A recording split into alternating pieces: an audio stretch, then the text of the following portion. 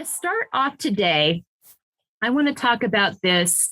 And it's a difficult topic for women, especially because we are the taker-carers of everyone around us. But how do you prioritize self-care in your life? And what does that look like for you? You know, I think it's so interesting that our society is moving in so many different directions.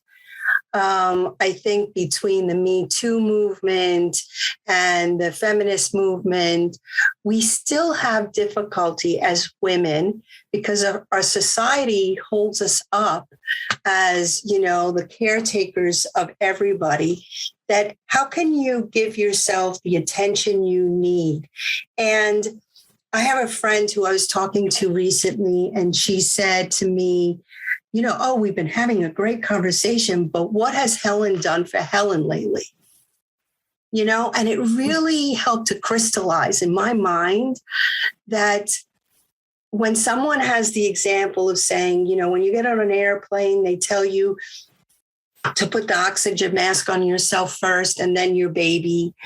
Or I can sense that society is helping us to move into this time where it's imperative that we start taking better care of ourselves as women, as mothers, as grandmoms, as individuals. Yeah. And society is counting on us to move into this direction because, as we all know, the mental health and emotional health of the family and of communities rely on women being strong, physically as well as emotionally and mentally.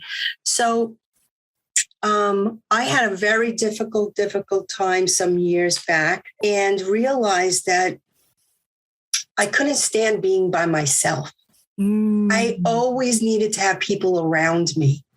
And I would wonder, why do I get so anxious when I'm by myself?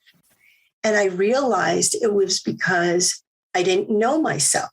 And so it was like when you hang out with somebody you don't know, you get anxious. Yeah. You get nervous. Like, what am I going to say? And how do I fill space? How do I, you know? And so I started this, and it started in a crazy way.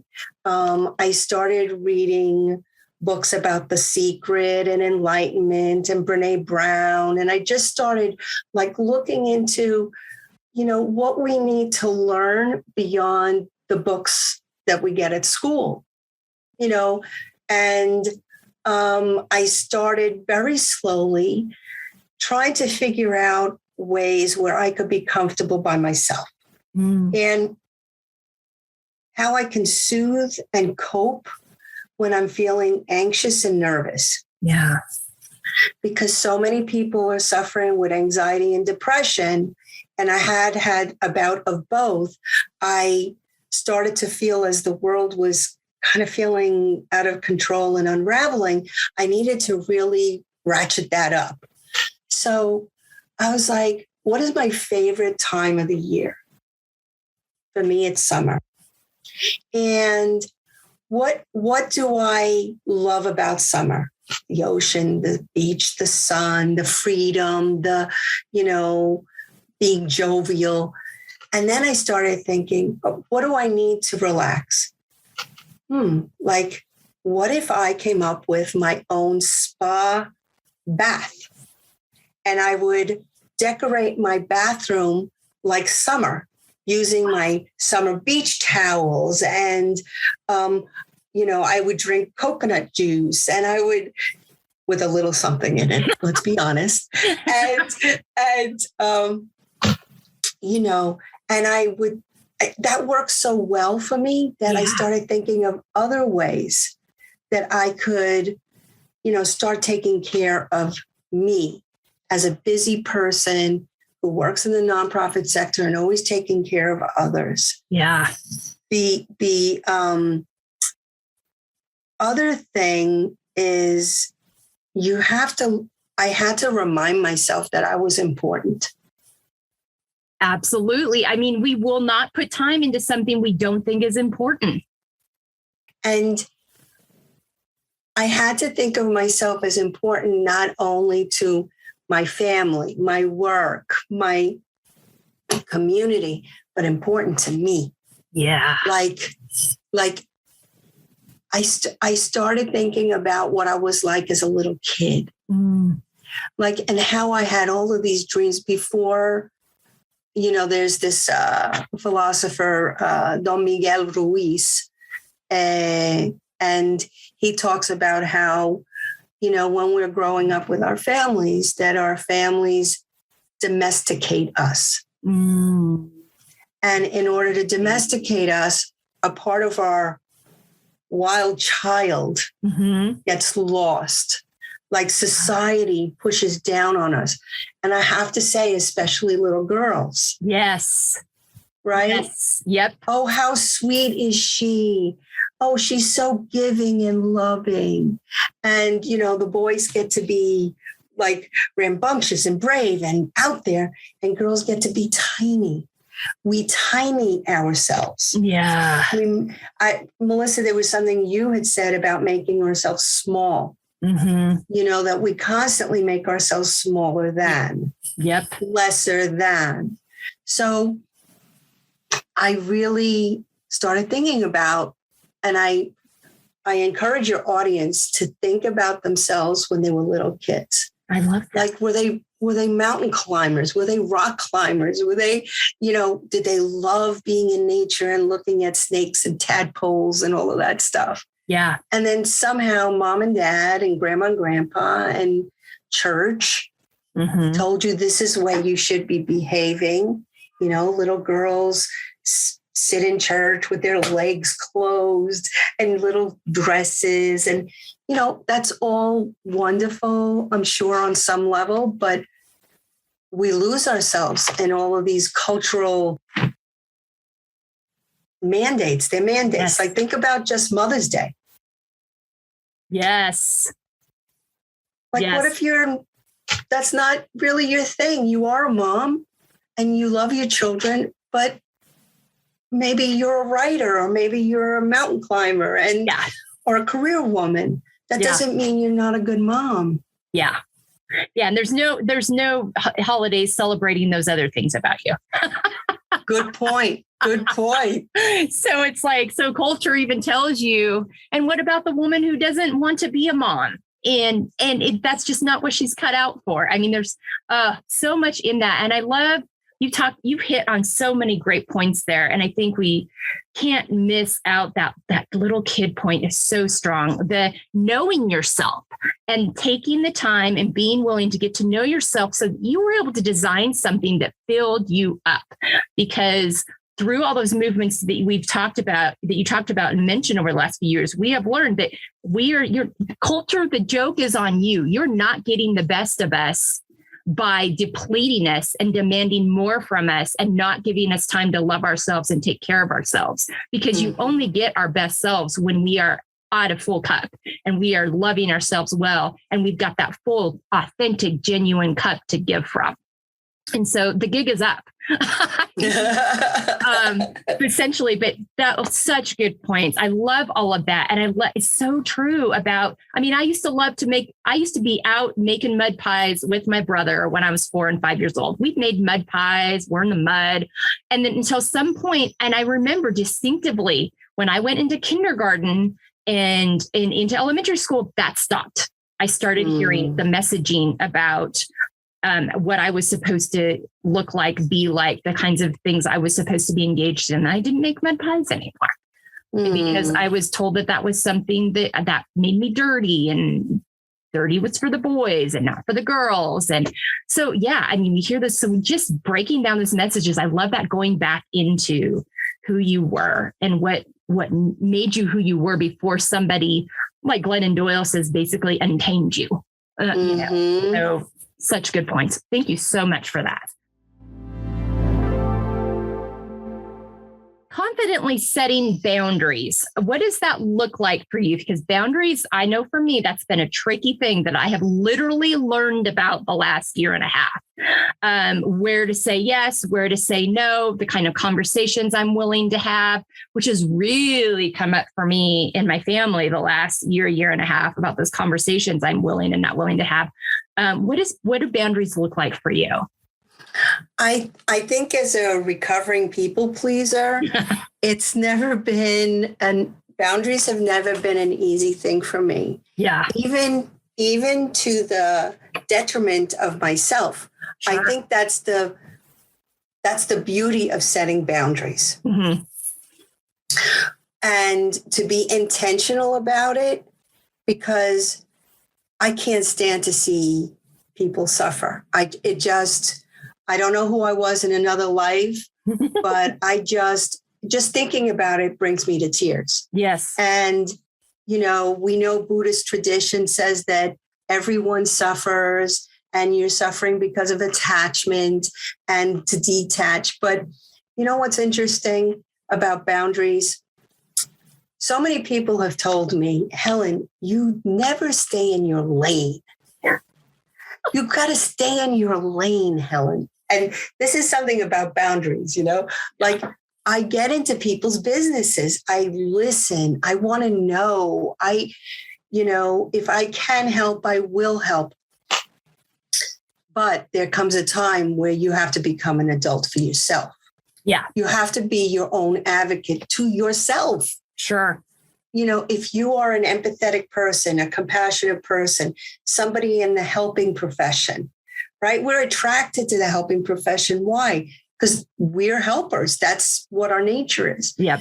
So it's almost unnatural for us to set up boundaries that are good for us. Yeah. So how do you make that something natural to yourself? It's like anything else. When you develop a habit, you've got to do it consistently and constantly over time. Yep. So it's like every morning, every afternoon, whatever time. And don't be so quick to say yes. Don't be so. Why do you have to be so quick to say yes? Because you get that jolt of feel good energy that you're the power hero for somebody else. I don't know. Maybe I'm being too harsh. No, but I think that's a great point. And you're just as important. You should be more important to yourself than anybody else. And I am the worst at that. And it's not because oh, look at me, I'm so wonderful. It's more like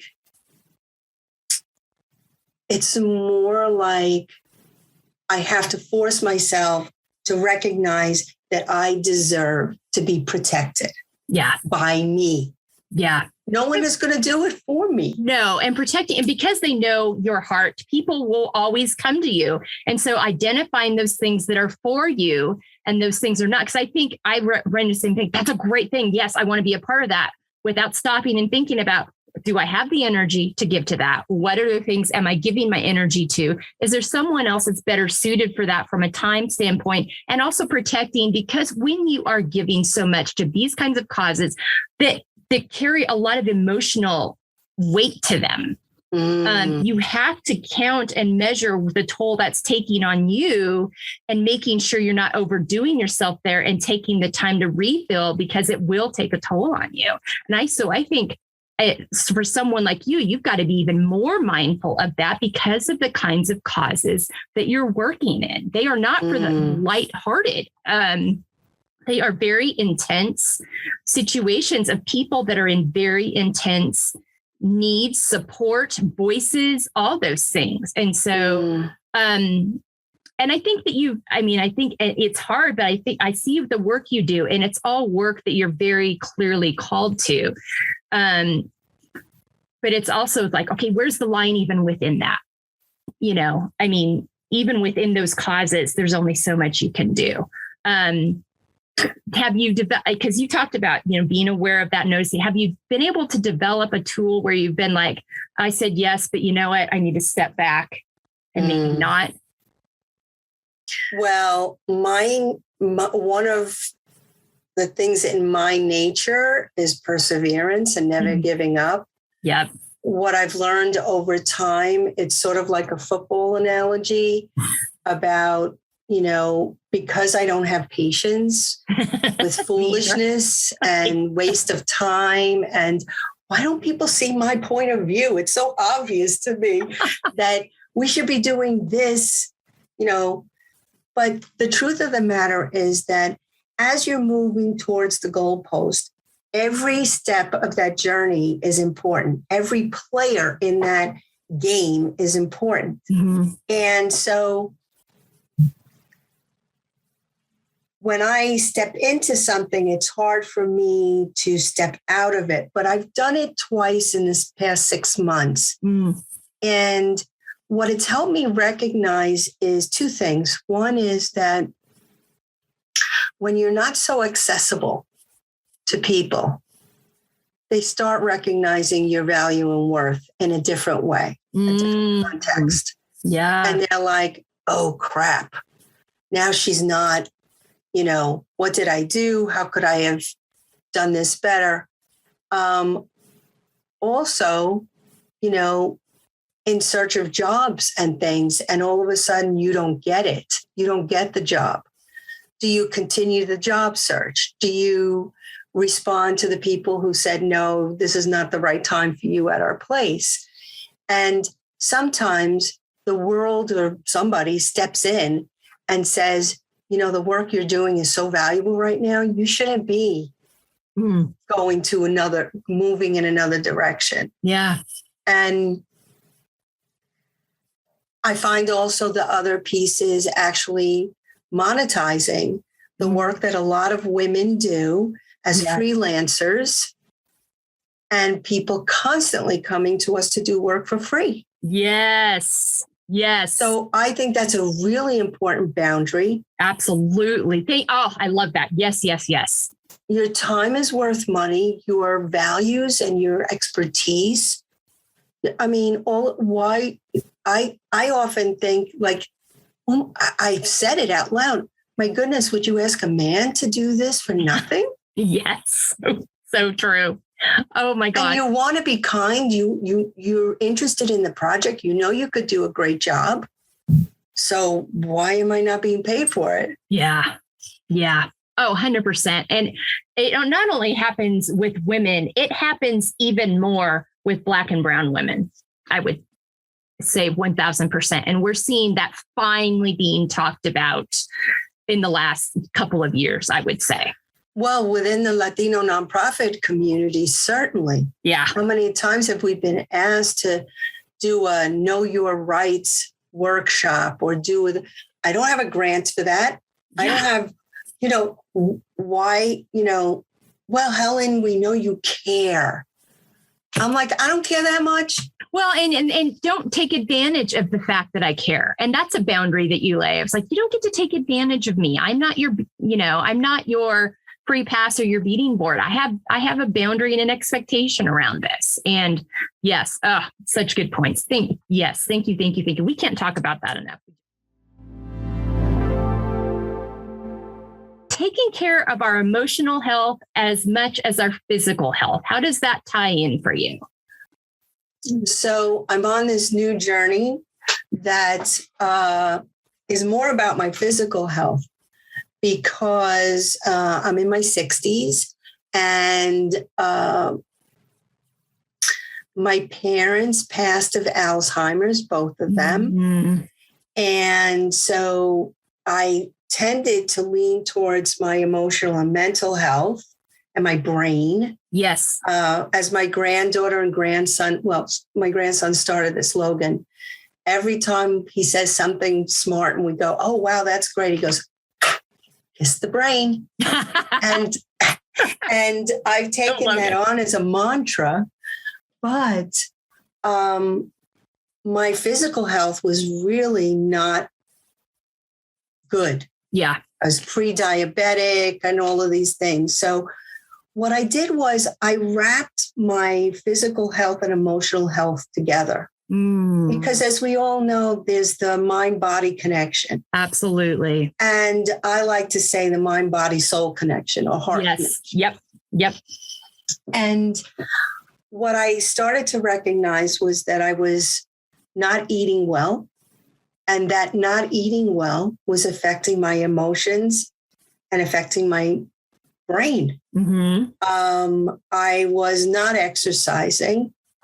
And I went to see a new doctor, a holistic doctor. She's a Western doctor, has all of the qualifications and credentials. But she said, yeah, you're really overweight. You know, she was just really frank with me. She says, and you need to do something about it. My neurologist said to me, you need to do something radical. You need to do something radical. And my son had just moved back with us after COVID. During COVID, he was worried about us and so he moved in with us. And the funny thing is he's a vegan. Well, lo and behold, 10 months later, my husband and I are now vegans. We bought a home that has a huge vegetable garden. So we're now suburban farmers. I love it. And so I would encourage your audience, Melissa, if they learn nothing more, that the body and the mind and the heart are all connected. Yes. You take care of one, you're taking care of the other. Yeah. And just be patient with yourself and be incremental. You're not going to be perfect at it all. I mean, the American society expects so much of us. Yes. It's a high demand culture. It really is. And it's a boom, boom, boom, fast, do it now. We're very production oriented. Yes. Which you can understand because we came from the Industrial Revolution. Sure. So we moved those mechanics into real life. Into everything we do. Right. Yeah. So let me look at that question again. I would say that think about how you're feeling as you're exercising. Think about how you're feeling as you're cooking good food. Think about how you're feeling as you're, sitting down with your son or daughter talking about them getting ready for college. Yeah. All of those make us, and think about what is your purpose? Yes. What is your purpose? Your purpose for human beings, our purpose is survival. Yeah. Survival. And then you get to come up with the other purposes of your life. Yeah. Yeah. And I think too, though, with the production piece, we've gotten so into the survival piece that it's been all we do and we don't actually thrive, and that was so beautifully said, what you said about the mind, body, soul connection, because it matters what we put in our bodies. It matters how we're feeling. It matters that we process our emotions fully without feeling inhibited, without feeling shorted. All those things, it matters our relationships and if they're healthy and if whether they're toxic, not toxic, whether we've got people speaking into us that are building us up and supporting us, being honest with us, being authentic. I'm not talking about tiptoeing around, but are about our values and the things that we're about. Those all are connected and they're all one piece. And I love that you talked about how that connection and getting with medical professionals that believe that too. Because I think we're learning more and more. I mean, I talk about in my intro episode of this podcast, how that all became so clear to me when I got here 2 years ago, the things that were happening in my body that were tied to the trauma that I'd never dealt with. But I started speaking into through writing my story and Herstory. And that definitely helped and kind of opened the bottle, so to speak. But then I had to fully address all of that and get into that and dive into that. And you're doing that now. So thank you. That's such great stuff. All right. You're very good at this. And so I'm excited to hear your answer on this. The importance of how we can support ourselves and other women in living unapologetically. So I have a question for you, Melissa. When you say unapologetically, tell me a little bit more about what you mean, because I find that women are the first ones to say, I'm sorry to interrupt. Exactly that. So what I'm talking about is that exactly. We as women feel like we're responsible for everything and everyone. And if something goes wrong, if our kid goes to school and they have a bad day because somebody on the playground picked on them, we're sorry. We had no control over that situation. We were not there. We didn't say it. We didn't do it, but somehow, some way we're apologizing for that. How do we not only literally move women from not feeling like they've got to say sorry for everything, but we also, our lives live it out in a way. Like we're not over explaining why we made a decision to do or not do something. We're not allowing the people in the room to tell us we're difficult when they wouldn't say that to a man, when we're simply standing up for ourselves because it's the right thing to do, or the people on our team. That's what I mean. That's really interesting. I mean, the first thing that comes to mind is, I've had many bosses in my life, mostly women, and it has not been lost on me that oftentimes we have shaped and molded ourselves to be more like men in the workplace. Yep. Especially like women our age or younger. Yep. A little bit younger. And I have found that because the supervisor or the boss or the manager is trying so hard to be something that they're clearly not, that they come down harder on women that they work with. And there have been instances in boardrooms or in whatever, where one woman will say, I'm sorry to interrupt. Well, you're not interrupting. It was quiet. You weren't being impolite. And I would, at the end of the meeting, go up to her and say, hey, listen, that was a great comment you made. I really loved that. But I noticed you, and I stopped using the word but. I used the word and. Mm-hmm. And I also noticed that you said, I'm sorry to interrupt. Listen, you don't have to apologize for anything. You were wonderful. But then I realized that wasn't enough, because I'm telling her this for she and I. Sure.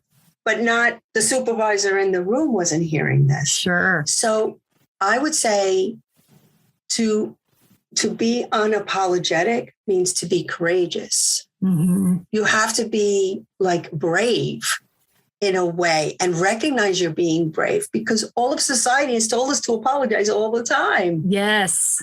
Yes. So if I were to say in front of everybody, hey, Kathy, that was, or Juana, that was wonderful what you said. And please, the next time, do not apologize. Yeah.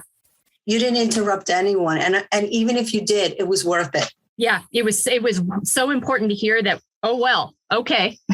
Yeah. Yeah. Oh, I love that. And great examples. And that's exactly what I was talking about, is we've got to, and I think too, the other thing that's happened with women, because we're trying to live out of this space, being more like men than our authentic selves, we end up creating this competition amongst ourselves instead of realizing we need to be for each other. We're on the same team. And if we rise up together, we're so much stronger than if we step on each other trying to get to the top. But well, I think part of the problem is corporate America. Absolutely. Also, and nonprofit America. Yes. It is a competition. That's how you get bonuses and raises. Absolutely. And raises and all kinds of other things. But, I worked at a Fortune 100 company, and your manager or your supervisor at the end of the year had to compete for you for the size of your bonus against the other managers. Wow. It was brutal. Yeah. So I think with younger women, coming into the workplace, I think that will change. I do too. Because I think I may have got 3 in that generation. They're like, we're not operating like this anymore. This kill or be killed mentality is not sustainable and it's not working well. And there's got to be, men and women were made to be men and women, and for a reason, because we all bring something to the table, and we need to start equally hearing both sides and what they bring, because working in this one way, it's not good. It's not good for our health. It's not good for our society. I mean, there's just so much proof that it's not working. And I think that this group is going to be, I think our generation started it. We started challenging the conversation. It's, we started bringing it into play, but these women are like, no, not doing it. I'm just not. I've seen what it's done to you. As our mothers and our aunts and our grandmothers, and we're not prescribing to that. Thank you for the moves you've made to make it possible for us to say that, but we're taking this a step further. I think we're definitely seeing that. And you and I both are working with women, both through our own children and just through the people we work with in our workspaces, where we're seeing that. Yes. I think of the powerful women that I was in my Herstory training with. I mean, oh my gosh, their voices and their courage, they were just like, we're not doing this. We're not playing that game. And which is only gonna be good. The importance of setting and coming back to your why in everything you do, because you truly live, whether you know it or not. I believe, from my observance of you, you truly live out of you have a pretty sound why, and your work reflects that. Talk about that. I remember graduating from college from St. Francis in Brooklyn, downtown Brooklyn. No campus. Brooklyn Promenade. The Brooklyn Promenade was the campus. Yeah. And I remember studying sociology, psychology, and Spanish were my majors, and going out for my first job. And it was just the worst possible economic time. And I had made a decision my senior year that I wanted to be a teacher, but it was too late. It was my senior year. So I went out into the world, and I got this interview with a slipper company. And I got the job, and I felt so blessed. But I also knew, I just kept saying to myself, this is not my purpose. I wasn't brought onto this planet to sell slippers. I just can't get with it. I know we need slippers. I know they help us be comfortable. It's a worthy profession if that's what you want to do. And I waited, and I finally got a job at Sponsors for Educational Opportunity at 23 years old, making $13,000 a year. And I was so psyched. And it was all about helping minority young people get into high quality colleges and to help them be able to compete at that level. Sure. And so that organization is a shining star to me to this day. And I don't know, the couple of times that I've swayed, I got very, very hurt. Yeah. I got very, very hurt. And I have to say that I am sensitive. And it's not that I get easily hurt, but when I get hurt, my soul gets hurt. Sure. And because I am a hippie at heart and just think that it's all about the love, love and peace. And for some reason, when I get hurt, I feel like, well, you didn't love me. You didn't love who I am authentically. Yeah. And so I recommend for people, Melissa, why this show is so important. And I really am so honored to be a part of it, is that we don't take enough time to reflect. Yeah. This society, you were talking before about the high level of production and crunch, crunch, crunch. And So we don't really, and I studied philosophy in college, and I would sit there and go, wow, what a treat this is. Mm-hmm. To listen to the theories of and the philosophies of Voltaire and all of these, Descartes, all of these great philosophers. And that's what I see as the Nancy Levins of the world, the Brene Browns, the all women, if you're listening, folks, what I'm saying. Yeah. To pay attention to what is your purpose and what is your mission in life. Yeah. Like, it's very, very intentional that you, as a unique individual, is on this planet at this very, very crazy time. Yeah. Why me? Why wasn't I born before this happened? Why wasn't I born before way before 9/11? Yeah. It's a reason why you as an individual are here. Yeah. And what is it that you're going to, how are you going to leave it better than you found it? Yeah. And do the thing that only you were designed to do.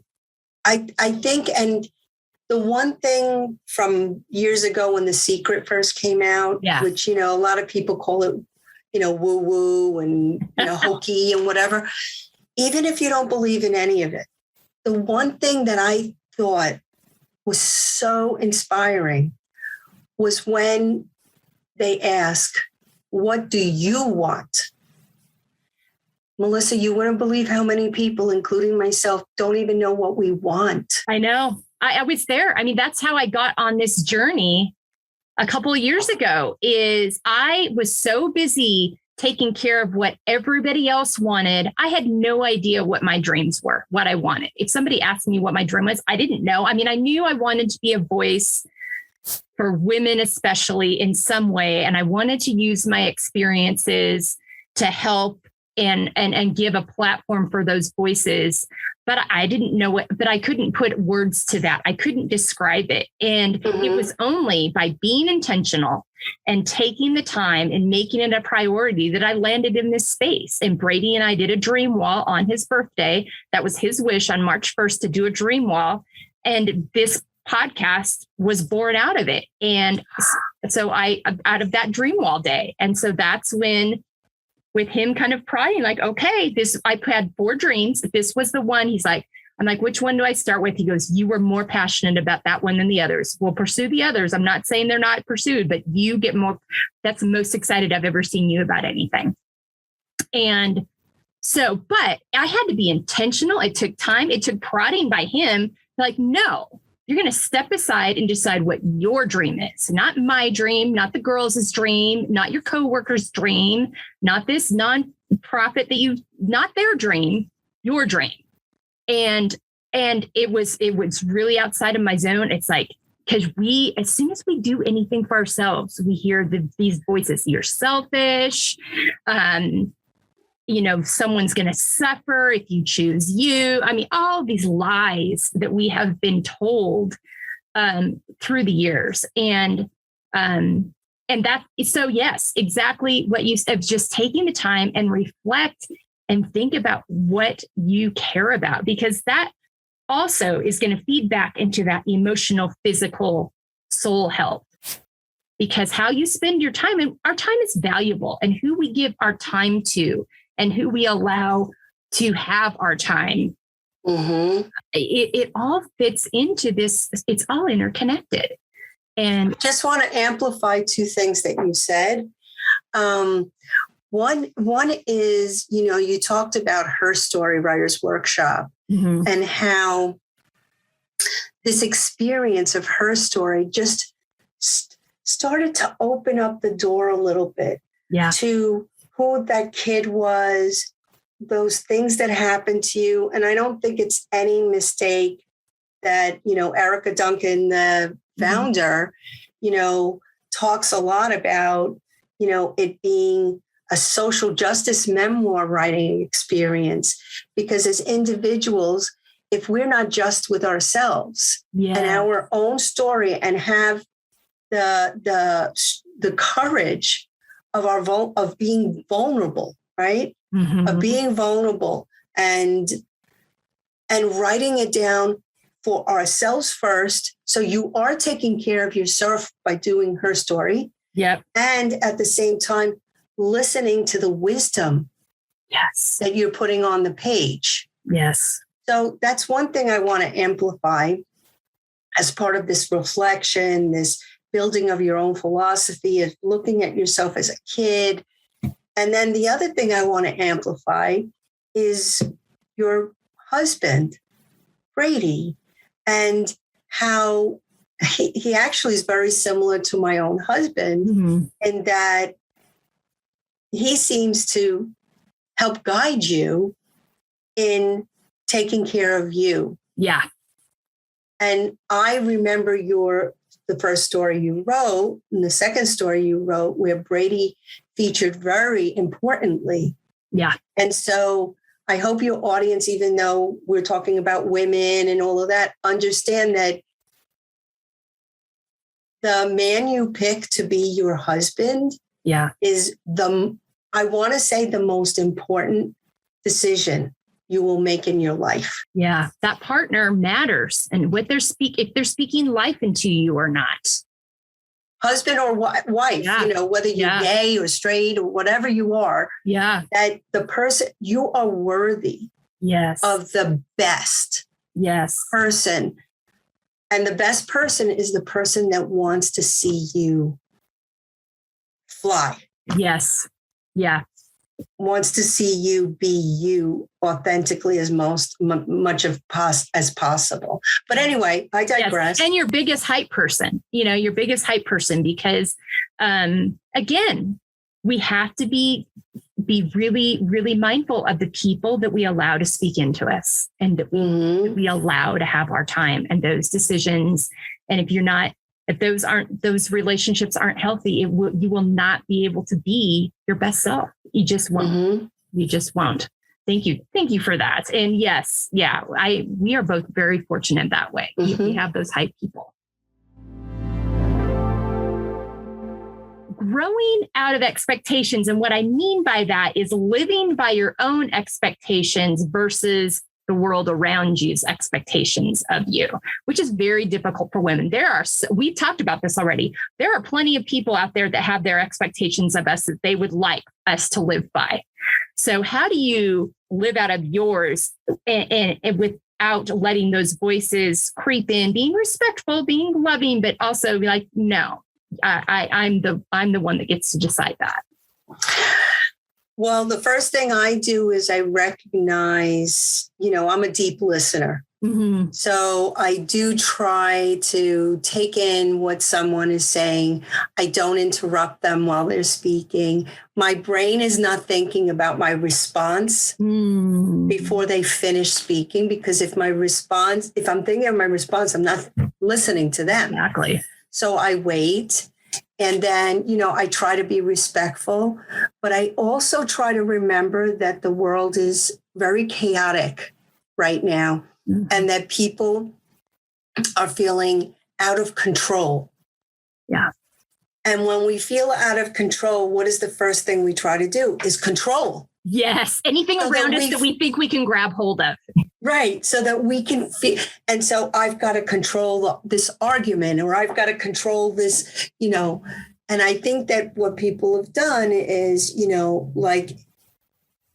dug their heels in, sometimes against logic, against evidence or facts, and I think we went through 4 years of feeling really out of control. Even those who were excited about the past administration, they also felt out of control because there were no societal norms anymore. And you couldn't tell what was a lie or what was truth. And so it really deteriorated our sense of self as Americans. Yes. And so who are we as Americans? Are we this melting pot? Are we a piece of tapestry with all different weaves in it and colors? And so when you're grappling with so much and you've got your kids I don't want to wear these masks. And you've got your parents saying they don't want to take the vaccine. It's just way too much. Yeah. So when I take all of those things into consideration, and I try to practice loving kindness. Mm-hmm. And I try to, put myself in that person's place. But if that person doesn't give me the same respect, mm-hmm. I have to sort of unnegotiate the conversation. I have to pull away and just say, I appreciate your opinion, but that's not how I feel. And maybe with time, we'll both start thinking differently. Who knows? Yeah, no, absolutely. And I feel like a person is not their opinions. Yes. A person is not their opinions. Yeah. But we've made them that way over the last 4 years, I think. We have stopped seeing people as people, and we have started seeing people as their alignments or their opinions. Right. And which goes back to the work that Herstory does, that builds those bridges, and it creates possibilities to have conversations and just knowing this is where my line is. I will be kind, I will be empathetic, but this is what I expect from my relationships. This is what I expect of myself, and this is where my line is and where my boundary is. Yeah. Right. All right. How about accepting the layered aspects of ourselves? We tend to want to just talk about the showy stuff. I mean, I think, and I love Instagram. I use it, but Instagram's a prime example. You don't see anybody's bad day on Instagram. Very rarely. Sometimes people will be joking me. You only see the highlight reel.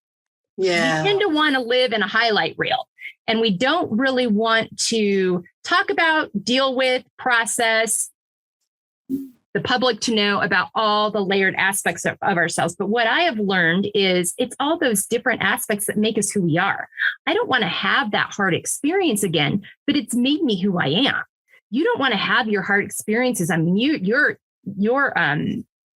page one story in Herstory is so emotional and heart-wrenching, but it made you who you are. I mean, and so as much as, so talk about those layered aspects of ourselves and incorporating and into those pieces of all that we are, and not just the good stuff. I think it's an interesting question. I've never thought about this, actually. See, a lot of this that you're asking, I've never really thought about. And I think it's wonderful because, as the daughter of immigrant parents who came from Cuba and Puerto Rico, I do see life differently than most, I think, who were born in this country. And, I feel like there are layers of me that I haven't even really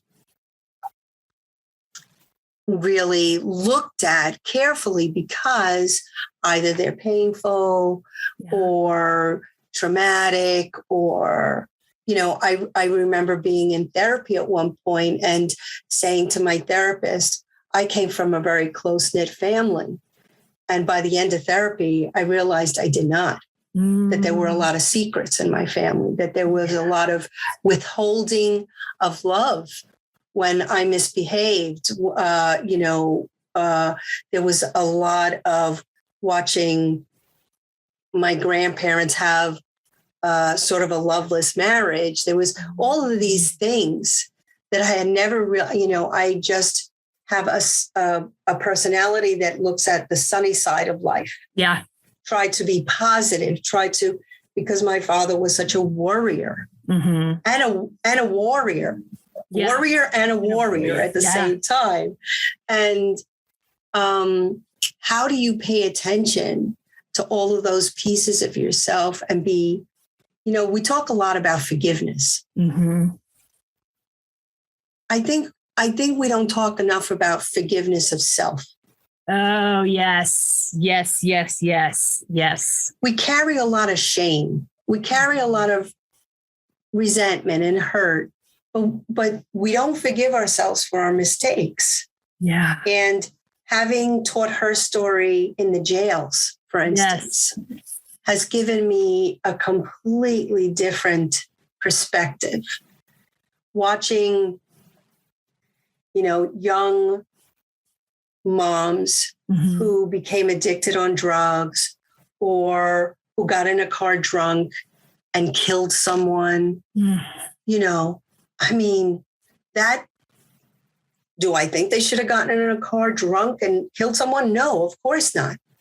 But when you make such a huge mistake, how do you continue living? How do you forgive yourself? Yeah. I'm not saying that you don't, the word repent is not the right word. Yeah. You don't grieve and be accountable. How do you rehabilitate yourself? How do you be a full human being after an experience like that? Yeah. And what do you learn from that? Yeah. But society, we see a drug addicted mother in jail lose her child and now say, well, you don't deserve that child because you love drugs more than you loved your child. Yeah. Instead of looking at the pain that got her to the drugs in the first place. That's right. And so to look at the root causes in yourself. Yeah. Like, what were the root causes of me having done that thing? Yeah. Well, like one of my favorite folks is, I can't say her name correctly, Iyanla Vanzant. Yes. I know who you're talking about. Because she talks about the generational DNA of suffering that goes across generations. Yeah. And this is the part about loving yourself and forgiving yourself. Yes. Because you're not perfect and no one is. No. I don't care what anybody says. No one is perfect. Yeah. So when you have expectations, they're not only expectations of society, but the ones you put on yourself. Yeah. Yeah. And are they loving? And are they, and just that such good points of just that recognition of it's all part of who it makes us who we are, and giving ourselves grace. We're not perfect, but yet we ask our perfection of ourselves, and we only want to show the shiny parts of ourselves. But none of us are perfect. We all have those pieces of our stories that aren't pretty. It's such an important word, Melissa, grace. Yeah. Yes. When people ask you, and I don't know if you've been asked this, do you regret anything? Mm-hmm. And I've heard very smart people say, no, I don't regret anything. It's made me who I am today. Wow. I really have to ponder that because I do have regrets. Absolutely. So I feel like I'm so lame. Helen, you're so lame. How come you're not like so smart like these people that they say no, because it made me who I. But shoot, I really do have some regrets. Oh, 100%. I do too. And I think you can have regrets and still realize what you learned from the experience. Right. I think sometimes people think, and I'm not saying those people don't have regrets. That's their story to tell, not mine. But I think sometimes we think that, well, we can't say we have regrets, or that means we didn't gain anything from that, or it makes it an experience that wasn't meaningful or valuable or whatever. And it's like, no, I've got some specific things in my life that if I could go back and do over again, I would have made a different decision, but I haven't missed what I learned from it. Mm-hmm. I haven't missed how it still contributed to who I am today. Right. So, I think we have to think about regrets differently, or what we think about them differently. And it doesn't mean that we didn't gain or learn or, see that point. So I think that's a really good point. Really good point. Cultivating healthy relationships with others. I would say that all of these things we've just talked about are necessary to have in place in our lives in order for us to have healthy relationships, boundaries, healthy expectations, healthy whys, living unapologetically. Tell me about your experience with that, because you hit on something earlier that I think was really important, because I've had a similar experience. When you talked about going through therapy and coming into it with one idea about your family and leaving with a whole new realization. I've had the same experience. So talk about that and how that's contributed to being more mindful of healthy relationships. I think self-awareness is probably the most important thing for a healthy relationship. I've seen the ebbs and flows of relationships with my family, with my husband, my children. And the more self-aware I became, for instance, I have several friends who are grandparent age and who constantly tell me how they walk on eggshells around their daughter or son, primarily daughters, so that they can have a relationship with the grandchild. And it just breaks my heart. It smothers me because, I had to have a conversation with my daughter about this. I don't want that. Yeah. Let's set up a little plan. I will tell you my opinion. I'm older. I've been through what you're going through. I'm a wise Latina now, like the Justice Sonia Sotomayor is a wise Latina. And once you get to a certain age, and Melissa, I will say you are a wise Latina too. Thank you. You're really honored by that. But if you know who you are and you can stand in your own truth, when you react to things differently, early in my marriage, because I never wanted to be alone, I would squash my husband's desire to have friendships, to play golf, to do his own hobbies, because I couldn't bear to be alone. Had I known why I was like that, that wouldn't have happened. Yeah, no, I had the same thing. Major issue with codependency.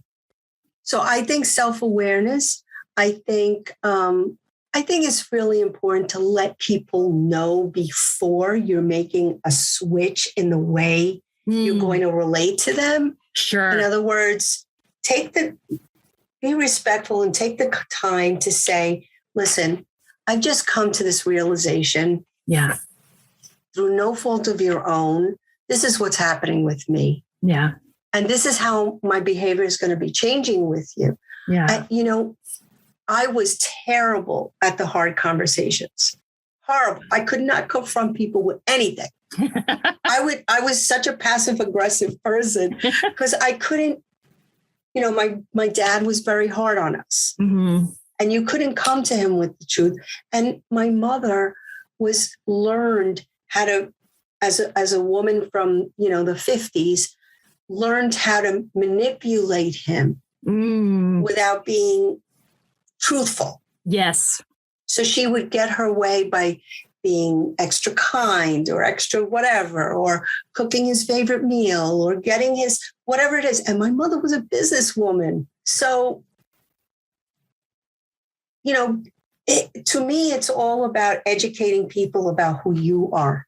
Yes. Who you have become, because we're never the same person from year to year. Yeah, absolutely. No, we go through different seasons. We evolve.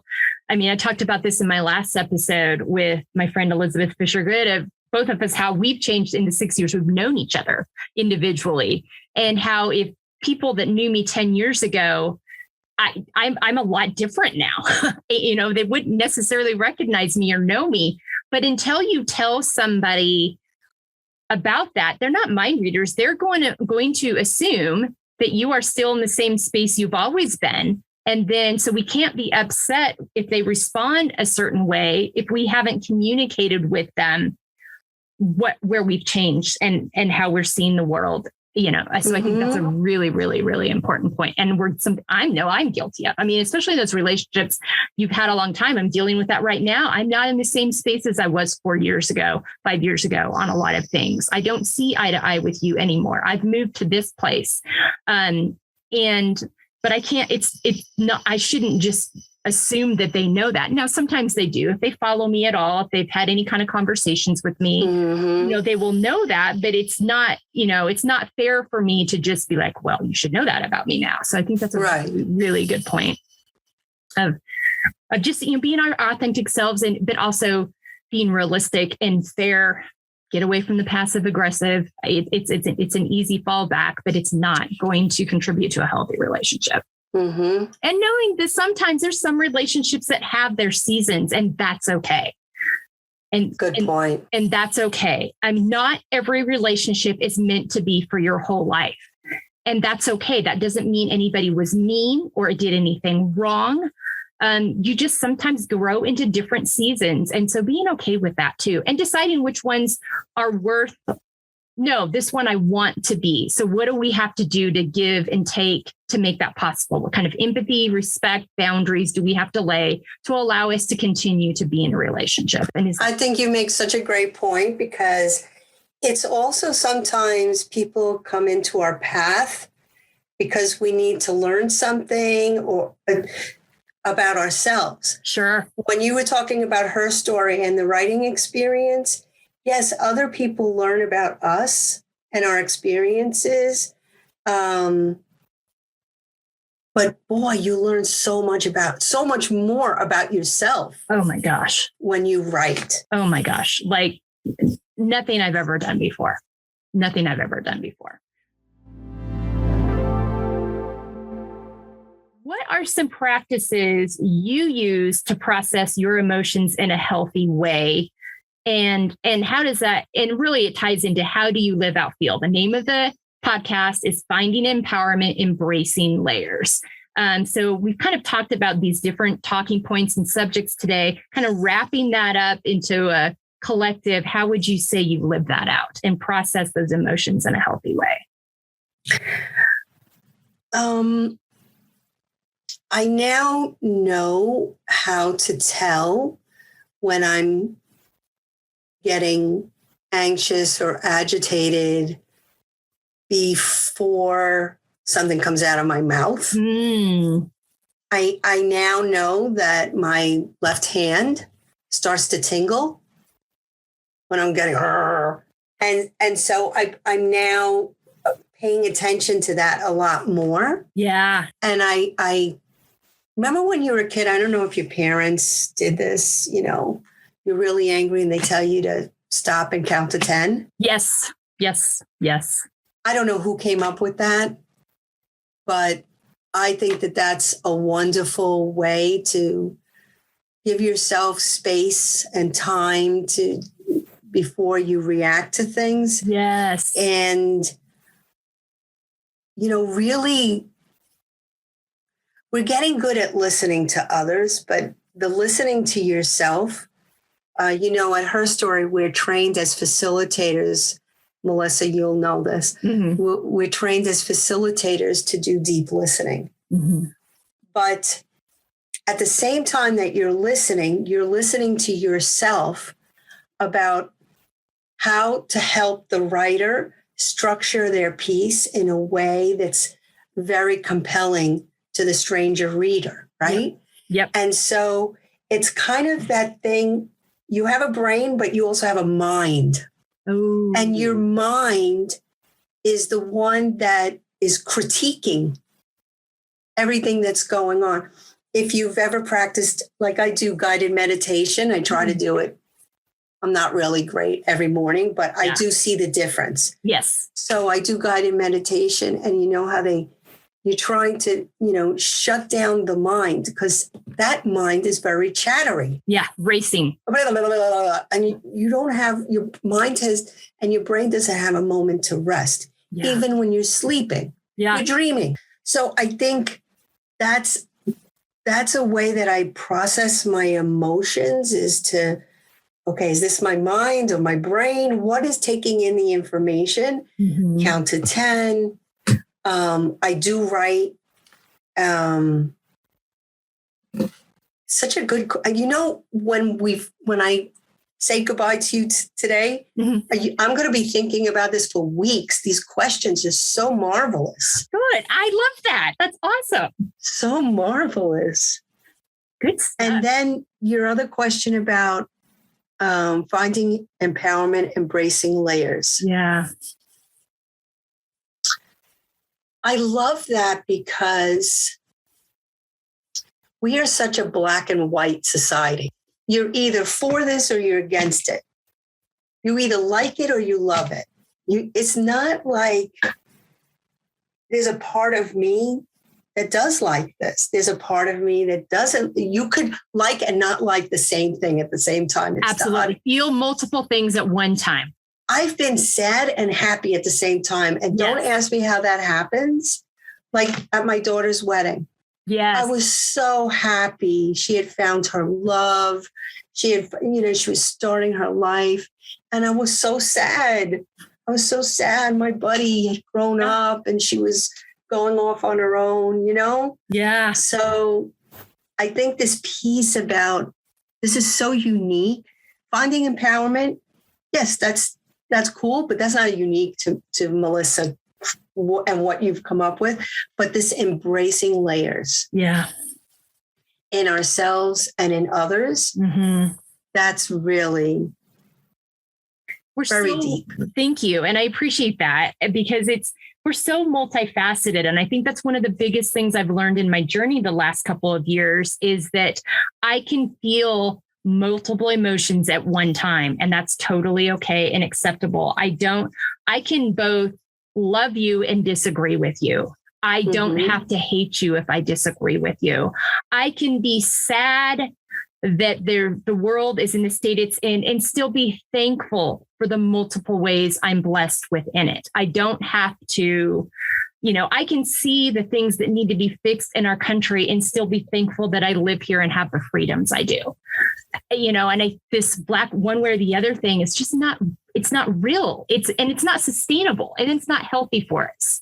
And I think and if we're living in a way, that way we're not processing all of our emotions, we're not feeling everything, we're not acknowledging everything, and it's going to hit us in a problematic way at some point. It's going to show up in your body or your life in some other way, whether it's damaging relationships, whether it's physical health, it's going to show up. And so we've got to get to a point where we can embrace that and be okay with that. It's the only way we're going to get back to a space of being able to be neighbors to each other in a kind and loving way. It's very, very important. It's critical. Yeah. It's critical. This country is an experiment in so many ways. Yeah. But we have been sold a lot of our history that either is not fully true or not respectful of the truth. Exactly. And it doesn't mean, it's so interesting. I love this country because it took in 2 immigrants and allowed them the amazing opportunities that led them to own a home, send their 2 girls to college, so many things. Yes. And freedom. Yes. And the Constitution and the preamble and the Bill of Rights. I mean, every immigrant should read those documents to understand how this country had a philosophy. Was it perfect? No. It had slavery. It had all of these things, and it continues to not be perfect. Yeah. But we want to make it, we all want to make it better. Yes. And we know it can be better. Yeah. So I just wanted to end. I think we're towards the end, Melissa. Let me not run your show here, but we got one more rapid fire wrap up. But yes, in this topic, on a note of hopefulness. Yes. You brought up this theme of dreams. As I'm going to start crying, but as individuals, what is your dream? What are your hopes and dreams for yourself, for your family, and for the country, for the world? The planet needs you. Kids who can't read need you. Young unmarried mothers need you. There's so much that one can do. And you find hope. When you give to others, you're actually giving to yourself. Yeah. And you find hope in that. You do. You find hope in that. Absolutely. Absolutely. For the rapid fire, name 5 activities that nourish you. Okay. Guided meditations, writing. I do enjoy a good spa experience. Absolutely. And massage, I must say. I love reading memoirs, my favorite. And I'm getting ready to start that vegetable garden. So awesome. We're in the weeding process. The good and the bad, all the layers of it. That's right. All right. And 5 words on how you want to feel the next 6 months. Accomplished, happy, comfortable in my own self, loved, and I'll wrap up with bliss. Bliss. Ooh, I like that. I like that. That's really good. All right, my friend. Thank you so much for your time today. This conversation has been everything and more that I imagined it would be. So much good wisdom, experience, insight, so much, so wise in the things that you do and the things you're involved in. Again, people, check out our website, embracinglayers.com. to learn about all of the sources we discussed today will be noted in there. Any sources that Helen wants to share with you about her work will be in there. Also in the show notes, anything Helen wants to share about the things that she does, how you can learn more about her and her causes will be in there. So check that out as well in the show notes. And all these things will be highlighted on our Instagram page at Embracing Layers. Thanks so much for being with us today and have a great week. Bye, everybody. Embrace your layers. Embrace your layers.